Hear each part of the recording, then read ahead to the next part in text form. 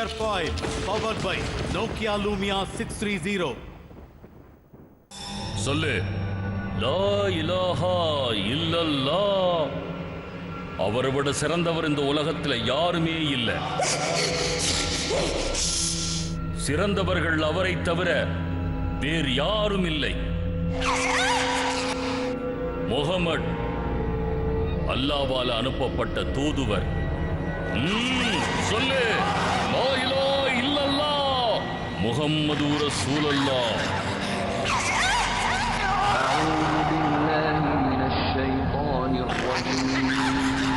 நவாப்களின் நகரம் லக்னோ. அவங்களுடைய கலாச்சார மேன்மையை பற்றி இந்த நாடு முழுக்க பேசப்படுது. இந்த சின்ன நகரத்தின் கலாச்சாரம் பண்பாடு மட்டுமில்லாம மெட்ரோ நகரங்களை போல வளர்ச்சியும் கண்டிருக்கு.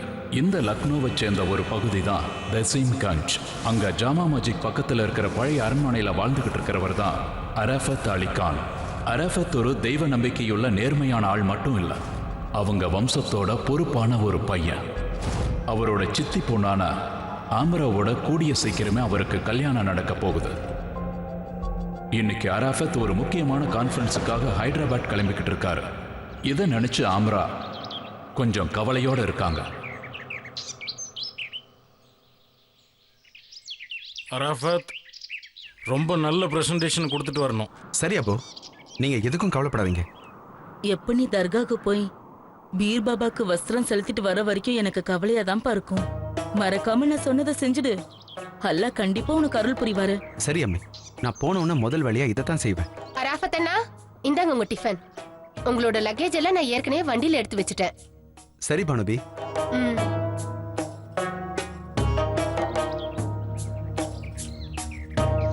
சரி, அல்லாஹ் ஹாஃபிஸ் அபு. அல்லாஹ் ஹாஃபிஸ் அம்மி. குட் ஹாஃபிஸ். அல்லாஹ் ஹாஃபிஸ். அல்லாஹ் ஹாஃபிஸ்.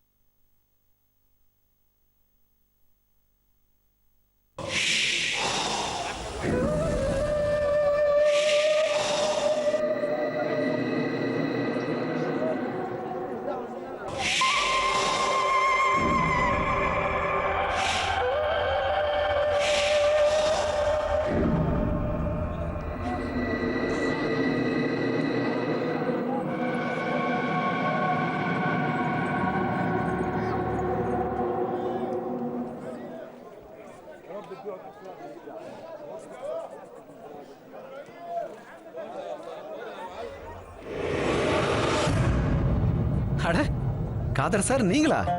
அஸ்ஸலாமு அலைக்கும். வலைக்கும் அஸ்ஸலாம். சரி, நீங்க எங்க எப்படி? அராஃபத் சார், நாளைக்கு மீட்டிங்ல நானே இருக்கேன். அப்படியா? Very good. குளோபல் சமயத்துல சயின்ஸ் அண்ட் டெக்னாலஜில பிரசன்டேஷன் கொடுக்க போற ஆளு இவ்வளவு பெரிய பக்திமானா இருப்பாருன்னு நான் நினைச்சு கூட பார்க்கல.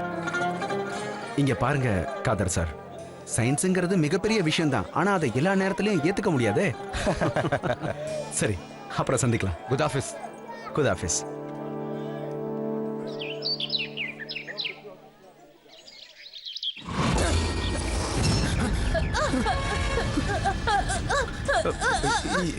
என்னாச்சு?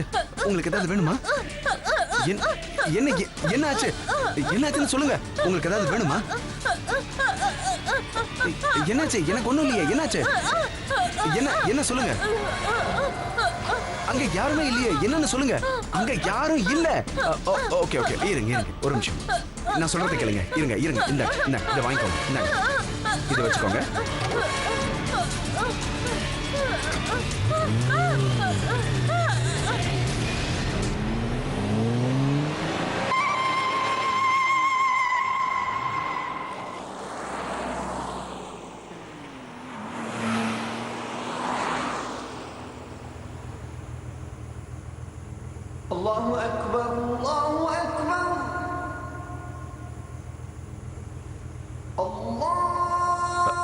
டிரைவர் சார், வண்டியை நிறுத்துப்பா.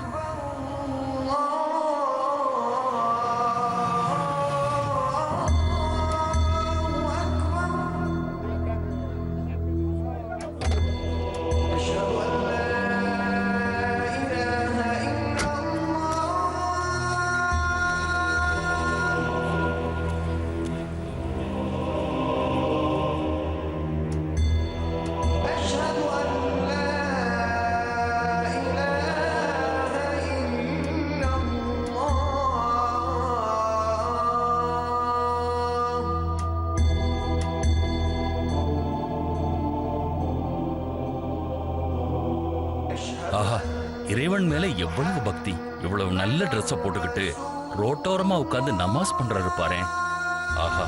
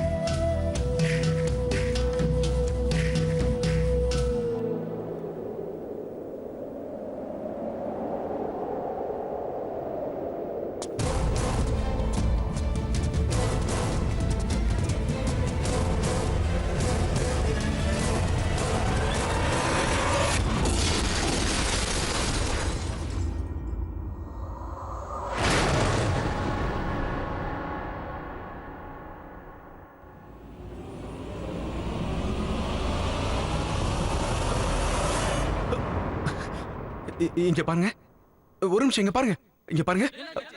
யாராவது போய் தண்ணி எடுத்துட்டு வாங்க. போங்க சீக்கிரம். யாராவது கொஞ்சம் தண்ணி எடுத்துட்டு வாங்களே. இங்க பாருங்க. இந்தாங்க சார், தண்ணி எடுத்துட்டு வந்துட்டேன்.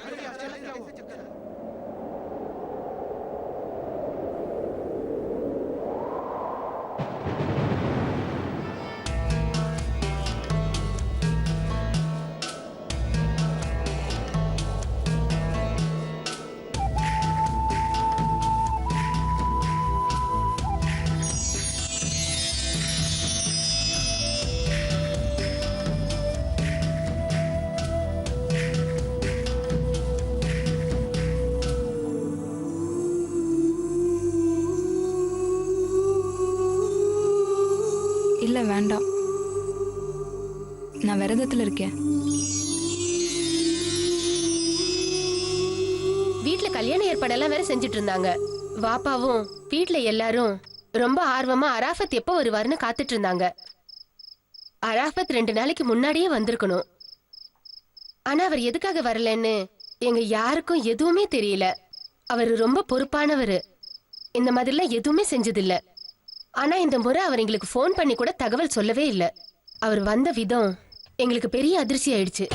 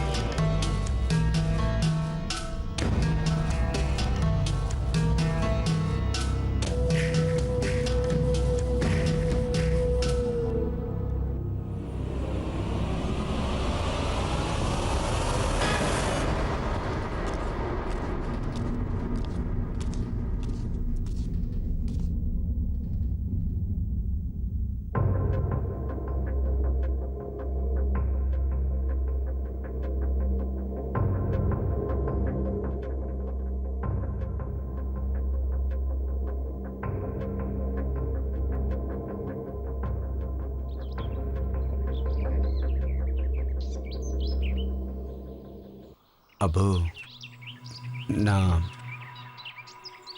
உங்க யார்கிட்டயும் சொல்லாம என் வாழ்க்கையோட பெரிய முடிவை நானே எடுத்துட்டேன்.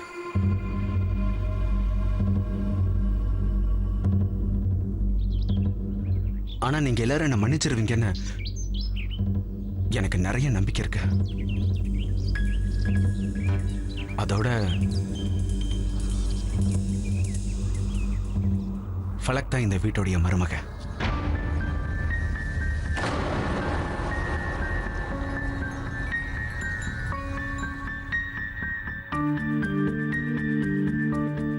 அப்ப என்னோட கதி அரஃபத், நான் என்ன பண்றது? ஊர்ல இருந்து திரும்பி வந்து என்னதானே நிக்க பண்றதா சொல்லியிருந்தீங்க, அதை நீங்க மறந்துட்டீங்களா? இப்ப நீங்க தலை குனிஞ்சு நிக்கிறதுனால நீங்க செஞ்ச தப்ப மன்னிச்சிட முடியுமா என்ன? முடியவே முடியாது. இங்க பாருங்க, யார் நீங்க? எங்க இருந்து வந்தீங்க? உங்களோட கண்ணுக்கு என்னோட அரஃபத் மட்டும் தான் தெரிஞ்சாரா என்ன? பணக்கார பையன் தெரிஞ்சோன்னா அவனை மடக்கிட்டீங்க இல்லையா? அப்படிதானே? எதுக்காக இப்படி பண்ணீங்க? ஏன்?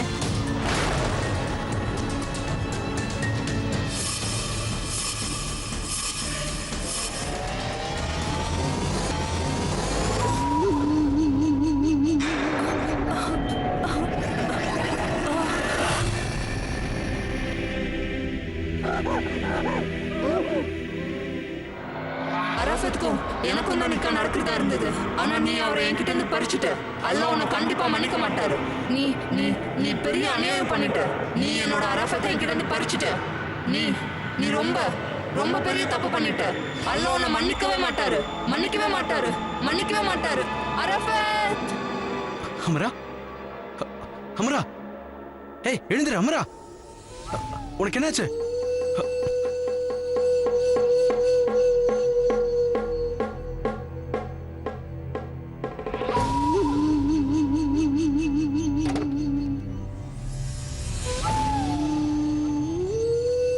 நீங்க முன்னாடி உட்காருங்க.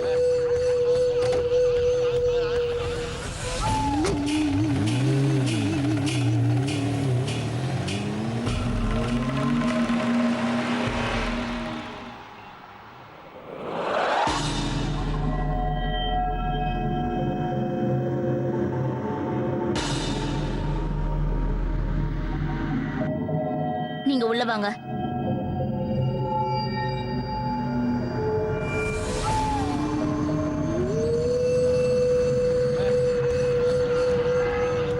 அராஃபத் இப்படி எல்லாம் செய்வான்னு நான் கொஞ்சம் கூட எதிர்பார்க்கவே இல்லைங்க.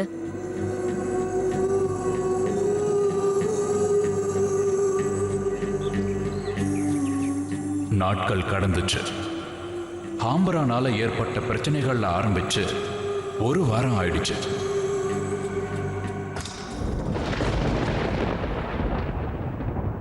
இப்போ ஹம்ரா எப்படி இருக்கா?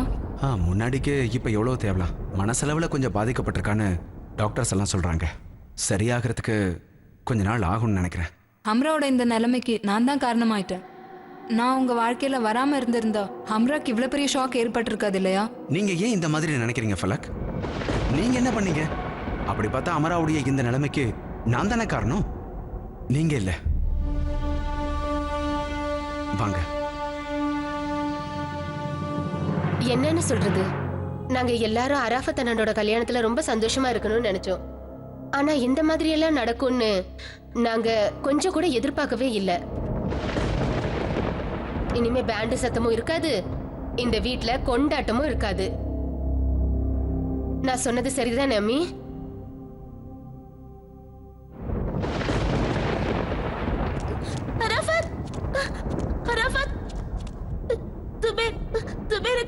ஜுபேருக்கு என்னாச்சு?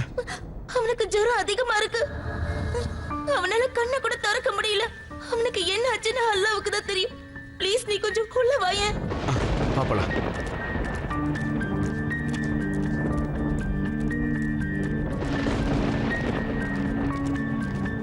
சுபேர், சுபேர், சுபேர் இங்க பாரு, மாமா வந்திருக்கேன். திடீர்னு இவனுக்கு ஜுரம் அதிகமாயிடுச்சு. இப்ப என்ன பண்றதுன்னே தெரியல. என்னாச்சு? சுபேருக்கு என்னாச்சு?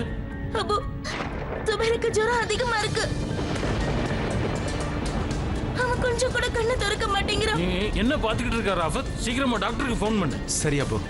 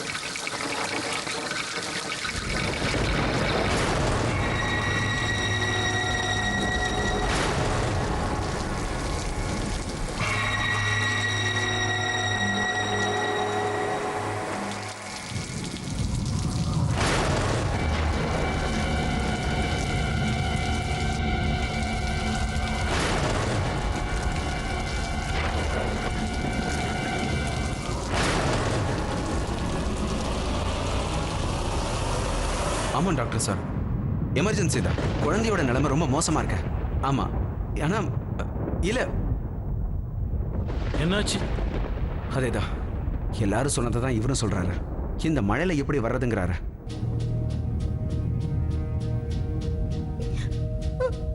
யா அல்லாஹ், ஜுரம் 104 டிகிரி இருக்கு. அப்போ ப்ளீஸ் ஏதாவது செய்யுங்க. நானே இப்ப இவனை மெடிக்கல் சென்டர் கூட்டிட்டு போறேன். அங்க எமர்ஜென்சில கண்டிப்பா ஏதாவது ஒரு டாக்டர் இருப்பாங்க. நீங்க யாரும் எங்கேயும் போக வேண்டிய அவசியமே இல்லை. இது அல்லாவோட பவித்திரமான தண்ணீர். இதை ஜுபேரோட உடம்புல தடவுங்க. அதுக்கப்புறம் பாருங்க, ஜுபேர் முழுமையா குணமாயிடுவான். ஆர் ஷியோர் இது கண்டிப்பா வேலை செய்யுமா? ஏன்னா ஜுபேருக்கு நல்ல ஜுரம் அடிக்குது. மரத்தடி வைத்தியெல்லாம் உயிருக்கே ஆபத்தாயிடும். எனக்கு என்னமோ இது வேலைக்கு ஆகும்னே தோணல. ஆனா அம்மி, ஃபலக் சொல்றதுல எனக்கு நம்பிக்கை இருக்கு. ஃபலக், நீங்க என்ன நினைக்கிறீங்களோ அதை செய்யுங்க. ஏன் சுபேரை குணப்படுத்துனீங்கன்னா அது போதும். ப்ளீஸ் வாங்க.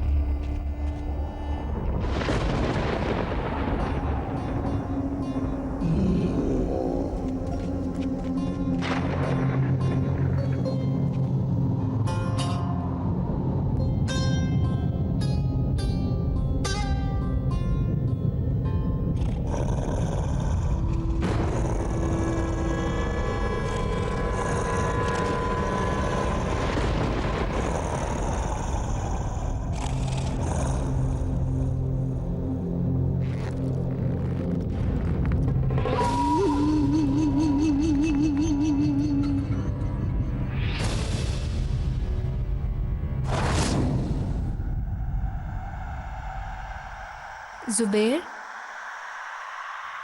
ஜுபேர் கண்ணை திறங்க. இங்க பாருங்க, எல்லாரும் உங்க கூட பேசணும்னு நினைக்கிறாங்க.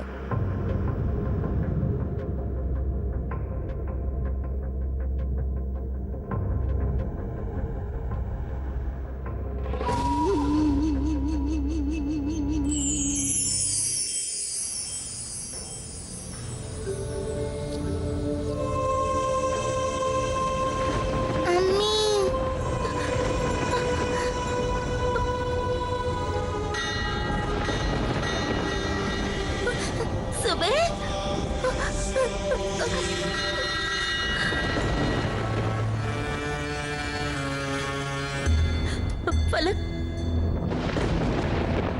நான் உனக்கு ரொம்ப நன்றி கடன் பட்டிருக்கேன். நீ எனக்கு இன்னைக்கு ரொம்ப பெரிய உதவி செஞ்சிருக்க. அட, நீங்க ஏன் இப்படியெல்லாம் பேசுறீங்க? நானும் இந்த குடும்பத்தில் ஒருத்தி தானே. எனக்கும் சுபேருக்கும் பந்தம் இருக்கு. நான் இந்த அல்லாவோட புனித நீரை சுபேர் குணமாகறதுக்காக எடுத்துட்டு வந்தேன். மற்றதெல்லாம் அல்லாவோட கருணை தான்.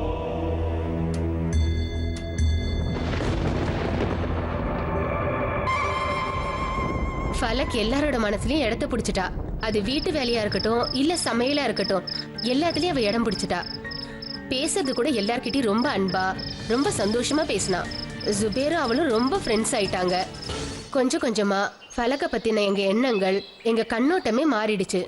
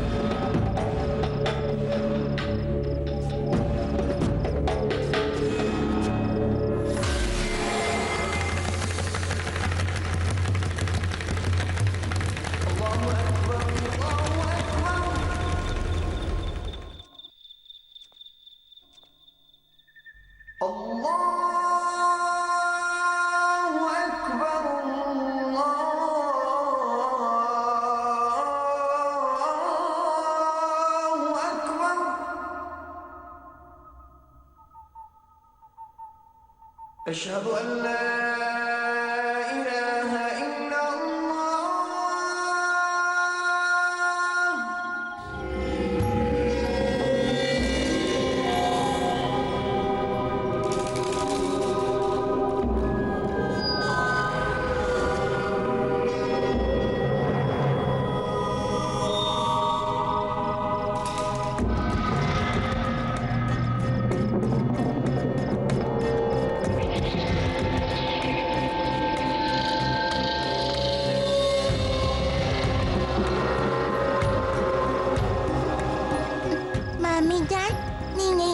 ராத்திரில எதுக்கு நமாஸ் படிக்கிறீங்க?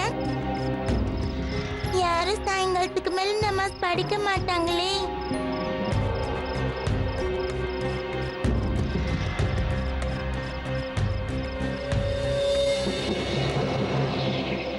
அதுவா, நான் காலையில நமாஸ் படிக்க மறந்துட்டேன்ல, அதனால தான் ராத்திரி படிக்கிறேன்.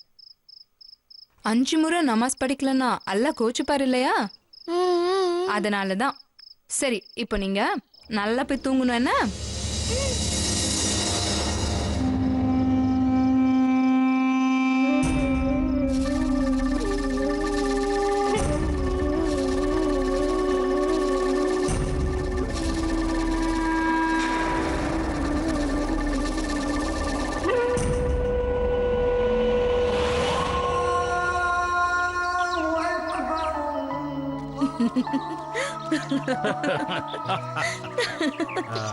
வாங்க, சீக்கிரமா வந்து பால் குடிங்க, இல்லனா உங்களுக்கு தேவதை ராஜா கதைலாம் சொல்ல மாட்டேன்.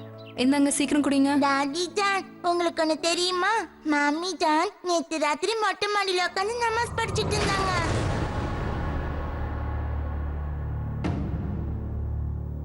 என்ன சொல்றப்பா? அப்படியா? நீங்க எப்ப பாத்தீங்க? நீங்க தான் ராத்திரி சீக்கிரமா தூங்கிடுறீங்களே. ஆமா, ஆனா நான் நேத்து பார்த்தேன், யாரோ மேல போற மாதிரி இருந்தது. நிழல் பார்க்க எப்படி இருக்கும் அதே மாதிரி தான் இருந்தது. அது சரி, என்னோட டிடெக்டிவ் சுபேர் நிழல பாத்திருக்காரு. ரிஃபத், ரிஃபத், சொல்லுங்க அம்மி. இந்த சுபேர பாத்தியா? இவன் பெரியவனானதும் ரைட்டரா தான் ஆவான். இப்பவே கதை சொல்ல ஆரம்பிச்சிட்டான். இது ஒண்ணு கதை இல்ல தாதி ஜான், நான் உண்மையதான் சொல்றேன். நேத்து ராத்திரி அவங்க சுபேர், கீழே போய் பால் குடிங்க, சீக்கிரம் சீக்கிரம். Very good.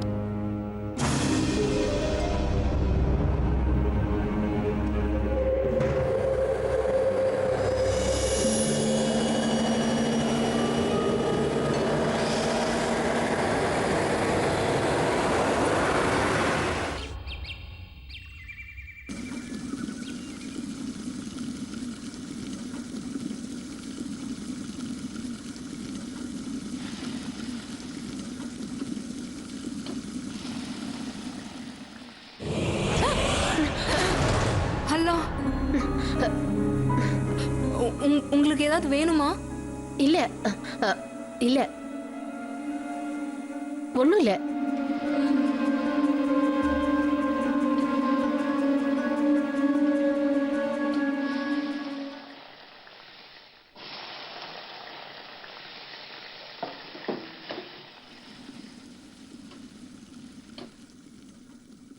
ஃபலக் மேல சந்தேகம் வர ஆரம்பிச்சது. ஆனா அந்த சந்தேகம் நியாயமான்னு எங்களுக்கு தெரியல. வீட்டு நிலைமையும் ரொம்ப மோசமாக ஆரம்பிச்சது. முதல்ல அராஃபத் அண்ணனுக்கு உடம்பு சரியில்லாம போச்சு. நாளுக்கு நாள் அவங்க உடல்நிலை மோசமாயிட்டே போச்சு. டாக்டர் கிட்ட எல்லாம் செக்அப் பண்ணிக்கிட்டே தான் இருந்தோம். நாட்டு வைத்தியமும் பார்த்தோம். ஆனா எந்த பிரயோஜனமும் இல்ல. பத்தாததுக்கு அராஃபத் அண்ணன் சிடுசிடுன்னு விழ ஆரம்பிச்சாரு. பிசினஸும் இழுத்து மூட வேண்டிய நிலைமைக்கு வந்துடுச்சு. எல்லா ஆர்டர்ஸும் கேன்சல் ஆயிடுச்சு. வீட்டு நிலைமையும் ரொம்ப மோசமாயிட்டு இருந்தது. எங்க நம்பிக்கை எல்லாம் குறைஞ்சுகிட்டே வந்தது. அப்பதான் அப்பா பீர் சாஹிப பார்க்கணும்னு நினைச்சாரு. ஏன்னா இதுக்கு ஏதோ ஒரு வழி கண்டுபிடிச்சே ஆகணும். அஊது பில்லாஹி மினஷ் ஷைத்தானிர் ரஜீம். பிஸ்மில்லாஹிர் ரஹ்மானிர் ரஹீம். உங்க வீட்ல ஏதோ ஒரு பூதத்தோட ஆக்கிரமிப்பு இருக்கு. என்னது? நிறைய இழப்பு ஏற்பட்டிருக்கலாம். யாருக்காவது உடம்பு சரியில்லாம போயிருக்கலாம். வீட்டோட நிலைமை சரியா இருக்காதே. ஆமாங்க, இப்படி எல்லாம் என் பையனுக்கு மட்டும்தான் நடக்குது. உங்க வீட்டுல இருக்கிறவங்க யாராவது ஒரு பொருளையோ இல்ல ஒரு மனிதரையோ உயிருக்கு மேலா நேசிக்க கூடியவங்க யாராவது இருக்காங்களா? அவங்க மேல ரொம்ப பைத்தியமா இருக்காங்களா? எப்பாடுபட்டாவது அதை அடைஞ்சே திறணும்னு நினைக்கிறவங்க அவங்க தான் இந்த செய்வினையை செஞ்சிருக்காங்க. இது எல்லாமே அதோட பாதிப்பு தான். அப்படின்னா என்னோட சந்தேகம் அவ மேலதான். அமரா அவதான் அராஃபத்தை காதலிக்கிறா. பிஸ்மில்லாஹி மினஷ் ஷைத்தானிர் ரஜீம். بسم الله الرحمن الرحيم الحمد لله رب العالمين الرحمن الرحيم مالك يوم الدين. இந்த தாயத்தை உங்க குழந்தையோட கையில கட்டி விடுங்க. அல்லாஹ் அவருடைய நேர்மையான அடிமைகளை நிச்சயமா காப்பாத்துவாரு.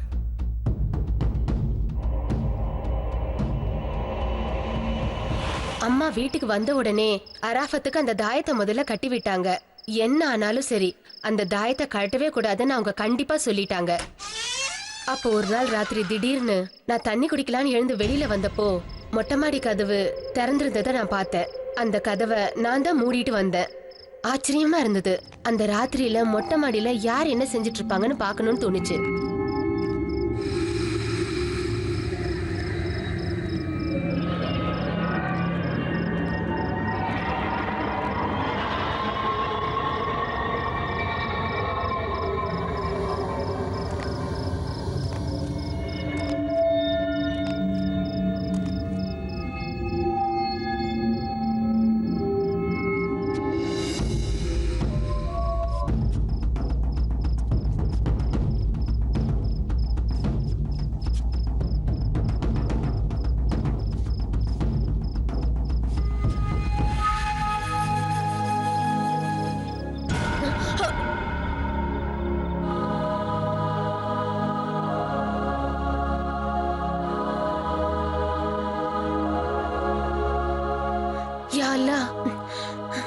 ராத்திரி 1 மணிக்கு இவ இந்த நேரத்துல பூதம் தான் நமாஸ் படிக்கும்.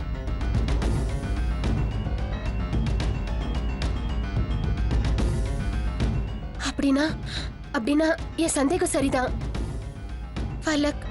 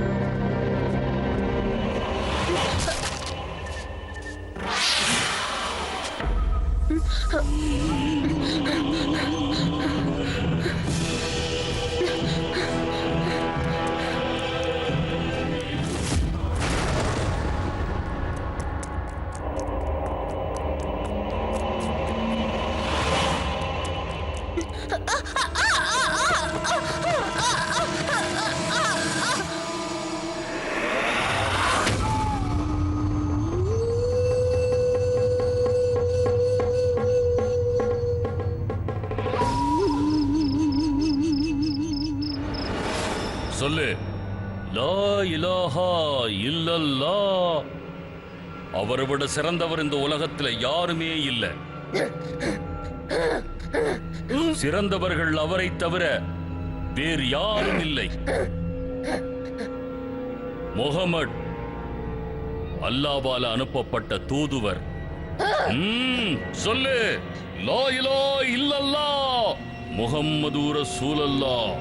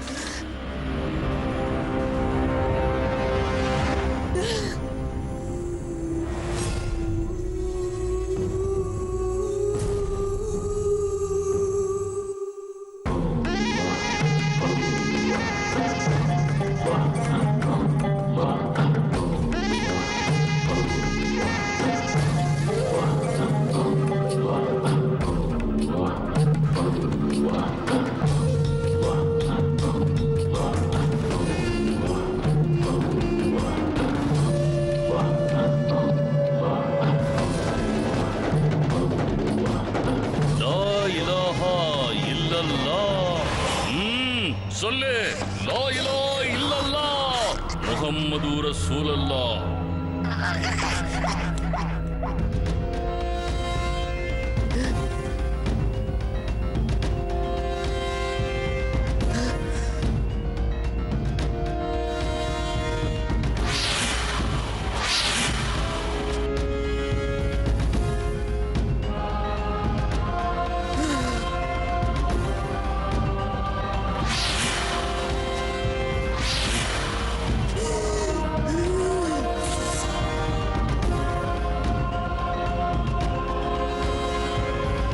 ரிஃபத், நீயா? ரிஃபத், நான் உன்கிட்ட ஒரு முக்கியமான விஷயம் சொல்லணும். ப்ளீஸ், நான் சொல்றத கொஞ்சம் கேளு. நான் எது கேட்கறதா இல்ல, முதல்ல இங்க இருந்து போயிடு. ப்ளீஸ், நான் சொல்றத கொஞ்சம் கேளு. நான் இங்க ரொம்ப கஷ்டப்பட்டு வந்து சேர்ந்திருக்கேன். நான் உங்ககிட்ட சொல்றது எல்லாமே உண்மைதான். ஃபலக் ஒரு பூதம்.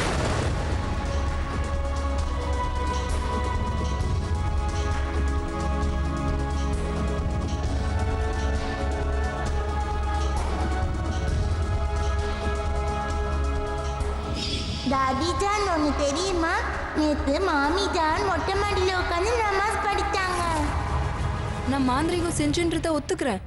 ஆனா இது அவளை பாதிக்கலன்றதுக்கு இது ஒண்ணுதான் ஆதாரம். அரஃபத்தோட உயிருக்கு ஆபத்து. ரிஃபத், இதை நீங்க எப்படி கண்டும் காணாதது போல இருக்கலாம். உங்களுக்கு நம்பிக்கை இல்லைன்னா இப்போ நீங்க என் கூட வாங்க. சரி.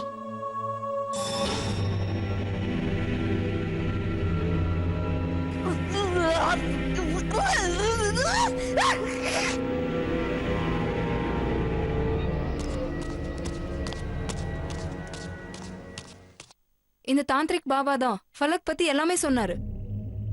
ஃபலக் ஒரு பூதம் தானு நான் சொல்றது உங்களால நம்ப முடியலல்ல? அப்படின்னா நீங்க பாபா கிட்ட கேட்டு பாருங்க. பாபா, நீங்க ஃபலக் பத்தி எடுத்து சொல்லுங்க. ஆமா, இந்த பொண்ணு எனக்கு ரொம்ப நல்லாவே தெரியும். இவ என்ன பாக்குறதுக்காக வந்தா. இவ ஃபலக்குக்கு செய்வன செய்யணும்னு சொன்னான். ஆனா ஃபலக்கே ஒரு பூதம் தான். செய்வனியால அவளை ஒண்ணுமே பண்ண முடியாது. இருந்தாலும் கண்டிப்பா அரஃபத்தை பாதிக்கும். ஏன்னா அரஃபத் ஃபலக்குக்கு ரொம்ப நெருங்கினவன். நான் தான் உங்ககிட்ட சொன்னேன்ல, இதை நம்ம இப்படியே விட்டுட முடியாது. அரஃபத்தோட உயிருக்கு ரொம்பவே ஆபத்து இருக்கு. நம்ம சீக்கிரமா ஏதாவது செஞ்சே ஆகணும். நீங்க சீக்கிரமா உள்ள வாங்க பாபா.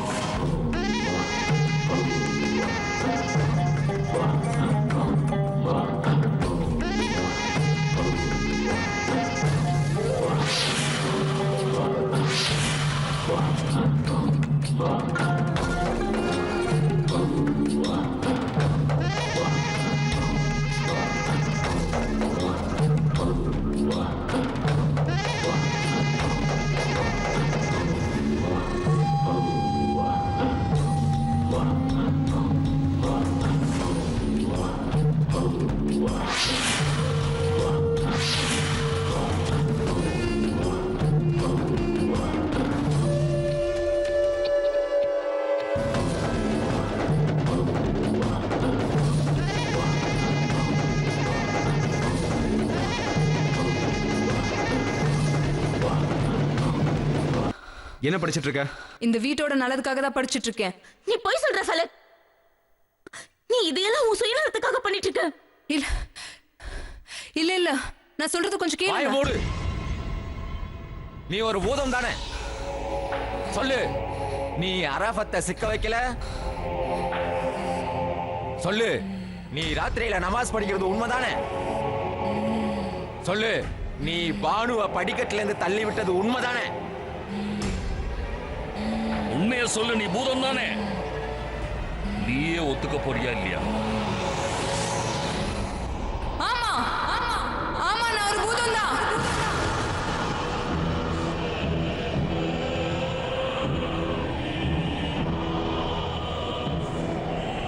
நான் தான் பானுவ படியில இருந்து கீழே தள்ளுனேன். ஏன்னா அன்னைக்கு ராத்திரி நான் நமாஸ் படிக்கிறத அவ பார்த்துட்டா. ஹம்ரா இந்த வீட்டுக்கு மாந்திரிகம் செஞ்சு வச்சிருக்கா. நான் அரஃபத்தை காப்பாற்றணுன்றதுக்காக தான் முயற்சி பண்ணிட்டு இருக்கேன். அரஃபத் பார்த்த அந்த நிழல், பானு மேல பட்ட அந்த நிழல், அது பூத உலகத்துல இருந்து வந்த ஒரு பூதத்தோட நிழல். அது என்னை பாதுகாக்க தான் இங்க இருக்கு. நான் எந்த ஒரு தப்பான எண்ணத்துலயும் அரஃபத்தை நிக்கா பண்ணிக்கல. நான் அரஃபத் மாதிரி ஒரு நேர்மையான பக்திமான பார்த்ததே இல்லை. அரஃபத் உண்மையாவே அல்லாவோட நேர்மையான அடிமை. அதனால தான் நான் அவரை உண்மையாவே கல்யாணம் பண்ணிக்கணும்னு ஆசைப்பட்டேன். நான் செஞ்சது தப்பா என்ன? ஆமா, என்னோட வழி வேணா தப்பா இருக்கலாம். ஆனா என்னோட எண்ணம் தப்பானது இல்ல. ரிஃபத், நீங்க சொல்லுங்க.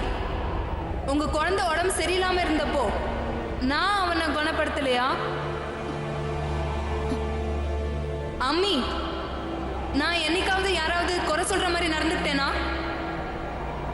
அரஃபத், நான் என்னைக்காவது மனைவிங்கிற கடமையில இருந்து விலகி இருக்கேனா? நான் மனுஷன் இல்ல பூதங்கிற ஒன்னே ஒண்ணுதான் என்னோட பிரச்சனை.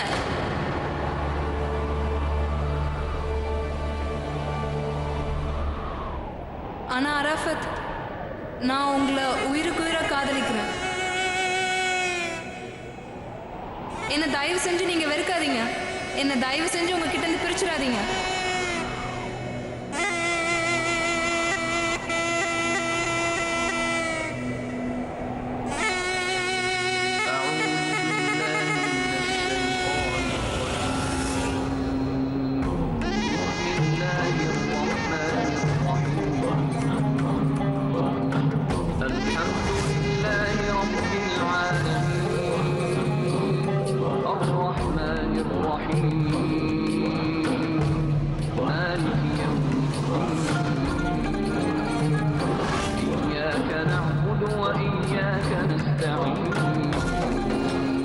நீ எவ்வளோ படிக்கிறியோ படிச்சுக்கோ, நீ என்ன செய்யணுமோ செஞ்சுக்கோ, உன்னால என்ன எதுவும் பண்ண முடியாது.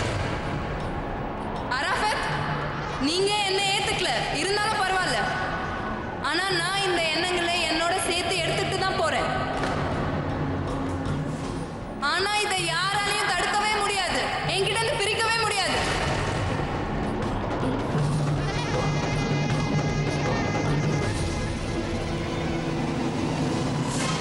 அராஃபத், நீங்க என்ன ஏத்துக்கல இருந்தாலும் பரவாயில்ல. ஆனா நான் இந்த எண்ணங்களை என்னோட சேர்த்து எடுத்துட்டு தான் போறேன். ஆனா இதை யாராலையும் தடுக்கவே முடியாது, என்கிட்ட இருந்து பிரிக்கவே முடியாது.